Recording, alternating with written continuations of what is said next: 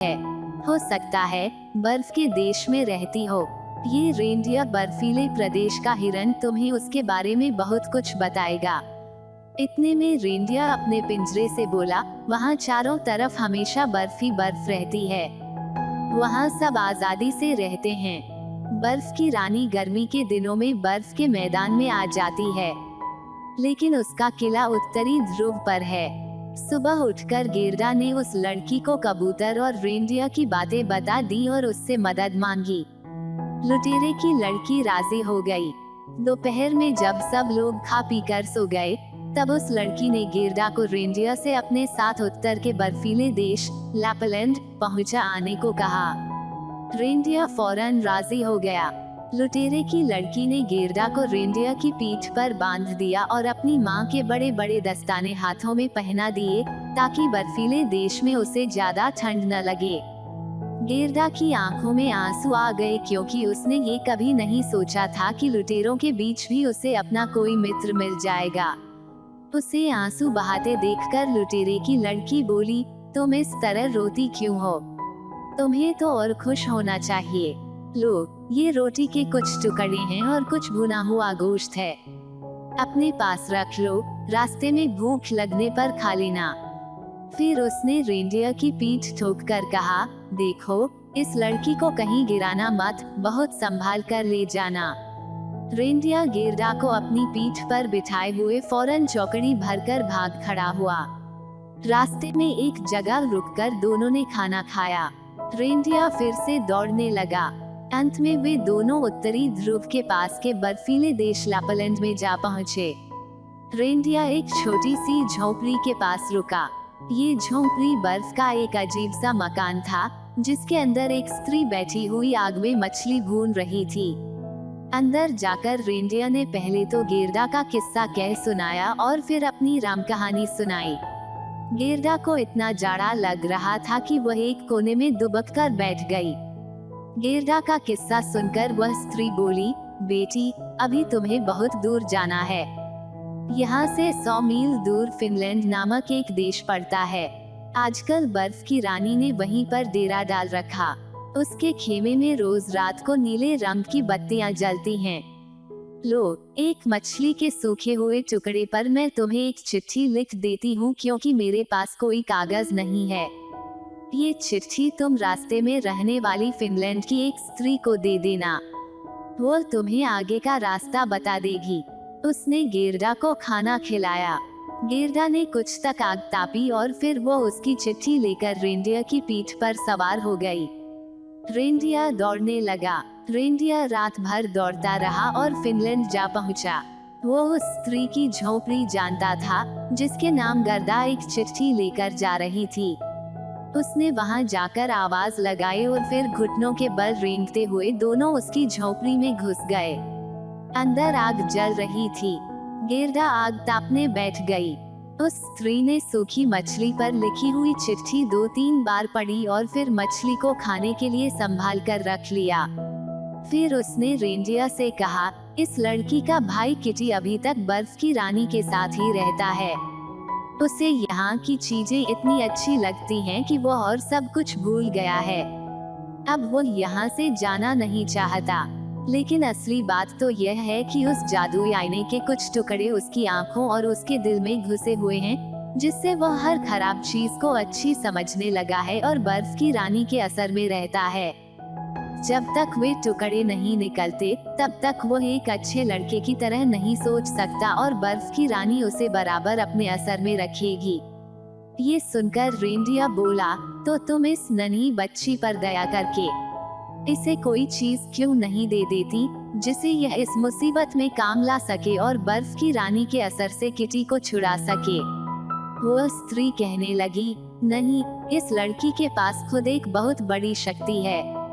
इसी शक्ति के बल पर यह बर्फ की रानी के महल में पहुंच सकती है और किटी की आंखों और उसके दिल को जादुई आईने के असर से बचा सकती है।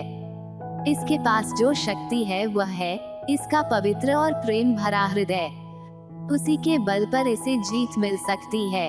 यहाँ से 2 मील पर बर्फ की रानी का बगीचा है। तुम वहीं एक झाड़ी के पास इसे छोड़कर फौरन लौट आना। ये कहकर उसने गेरदा को रेंडियर की पीठ पर बिठा दिया और रेंडियर तेजी से दौड़ने लगा। थोड़ी देर में वह बर्फ की रानी के बगीचे के पास आ पहुंचा।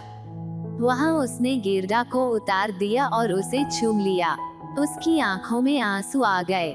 गेरदा की आंखें भी भीग गईं। इतने अच्छे रेंडियर से अलग होते हुए उसे बड़ा डर हो रहा था। फिर रेंडियर वहां से फौरन लौट आया। अब गेरदा उस सुनसान बर्फीली जगह में अकेली रह गई। गेरदा नंगे पैर ही बर्फ पर दौड़ने लगी। उसने देखा कि बर्फ के कुछ टुकड़े उसका पीछा कर रहे थे। धीरे धीरे उनका आकार बदल गया। असल में वे बर्फ की रानी के सिपाही थे और वे देखने में बड़े अजीब से लगते थे। गेरदा ने डरकर अपनी प्रार्थना दोहरानी शुरू की। थोड़ी ही देर में वहां बहुत से फरिश्ते आ पहुंचे। उन्होंने बर्फ के सिपाहियों को मार भगाया। यही नहीं, उन्होंने गेरदा के पैरों और हाथों को भी छू लिया, जिससे अब उसे जाड़ा बिल्कुल नहीं लग छू सकता था। अब वो शान के साथ बर्फ की रानी के महल घुस गई। उस महल की दीवारें बर्फ की बनी हुई थी। खिड़कियों के शीशे भी पतले बर्फ के बने हुए थे। उस महल में सैकड़ों कमरे थे। वे सब उत्तरी प्रकाश से जगमग थे। सबसे बड़े कमरे के बीच में एक बहुत बड़ी झील थी, जिसका पानी अक्सर जमा रहता था। बर्फ की रानी जब यहाँ रहती थी तो उसी झील के बीच बैठा करती थी। वहाँ नन्हा किटी मारे ठंड के नीला पड़ गया था। फिर भी उसे जाड़ा नहीं लगता था, क्योंकि बर्फ की रानी ने उसका शरीर छूकर उसे जाड़ा सहने लायक बना दिया था। बर्फ की रानी कुछ दिनों तक यहाँ रहती थी और कुछ दिन गर्म देशों की यात्रा के लिए जाती थी। वो जहाँ जाती थी वहाँ जाड़ा आ जाता था। लोग ठंड से ठिठुरने लगते थे और पहाड़ों की चोटियों पर बर्फ जम जाती थी। बर्फ की रानी आजकल वहाँ नहीं थी। गेरदा ने जब महल में घुसने की कोशिश की तो दरवाजे पर तैनात बहुत ठंडी हवाओं ने उसका रास्ता रोकने की कोशिश की, लेकिन गेरदा ने जैसे ही अपनी प्रार्थना याद करनी शुरू की कि उसका रास्ता आसान हो गया। अंदर जाने पर उसने देखा कि किटी एक जगह बैठा बर्फ के टुकड़े से खेल रहा था। गेरदा उसे फौरन पहचान गई और उसके गले में हाथ डालकर बोली, किटी, किटी, आखिर मैंने तुम्हें खोज ही लिया। लेकिन वह चुपचाप पत्थर बना बैठा रहा। ये देखकर गेरदा को रोना आ गया। उसके आंसू किटी पर टपकने लगे। उसके इन आंसुओं से किटी का सारा जादू उतर गया। उसकी आंखों से, उसके दिल से जादुई आईने के टुकड़े धुल गए। अब उसने गेरदा को पहचान लिया। दोनों एक दूसरे से मिलकर बेहद खुश हुए। उन्हें खुश देखकर बर्फ के टुकड़े भी खुशी से नाचने लगे। गेरदा के छूने से अब किटी पर जादू का जरा भी असर नहीं रहा। उसे अब ठंड भी लगने लगी। दोनों ने वहां से भाग चलने का निश्चय किया। गेरदा उसे महल के बाहर ले आई और उस झाड़ी के पास गई, जहां पिछली बार रेंडियर ने उसे छोड़ा था। उसे ये देखकर बड़ा आश्चर्य हुआ कि वह रेंडियर वहां तैयार खड़ा था। यही नहीं, वह अपने साथ एक छोटा रेंडियर और ले आया। दोनों एक एक की पीठ पर सवार हो गए। थोड़ी ही देर में रेंडियर उन्हें फिनलैंड वाली स्त्री के घर ले आए। वहां उन्होंने खाना खाया। इसके बाद वे लैपलैंड वाली स्त्री के यहाँ पहुँचे। उसने उन्हें नए कपड़े दिए और एक स्लेज गाड़ी दी। लैपलैंड की सीमा के पार, जहाँ से बर्फीला प्रदेश खत्म हो जाता था, वहां पहुंचकर उस स्त्री ने उनसे विदा ली। दोनों रेंडियर भी उसी के साथ लौट गए। अब दोनों पैदल ही चलने लगे। कुछ दूर चलने पर अचानक एक जगह झाड़ी के पीछे से एक बहुत बढ़िया घोड़ा निकल आया। गेरदा उसे पहचान गई। यह उन्हीं घोड़ों में से एक था जो उसके सोने के रथ में जुते थे। इस घोड़े पर वही लुटेरों की लड़की बैठी थी। वह घर से उब गई थी और यात्रा पर निकली थी। वह गेरदा से मिलकर बड़ी खुश हुई। उसने बताया कि वह राजकुमार अपनी राजकुमारी को लेकर दूर देश में चला गया और वो कौवा मर गया, जिसने गेरदा की मदद की थी। फिर गेरदा और किटी ने अपनी अपनी कहानी सुनाई। वह लड़की बोली, अच्छा, अब मैं चलूं। अगर कभी मैं तुम्हारे घर की तरफ आऊंगी तो तुम लोगों से भी मिलूंगी। ये कहकर वह घोड़ा दौड़ाती हुई आगे बढ़ गई। गेरदा और किटी आगे चले। चलते चलते वे लोग आगे एक बड़े शहर में पहुँचे।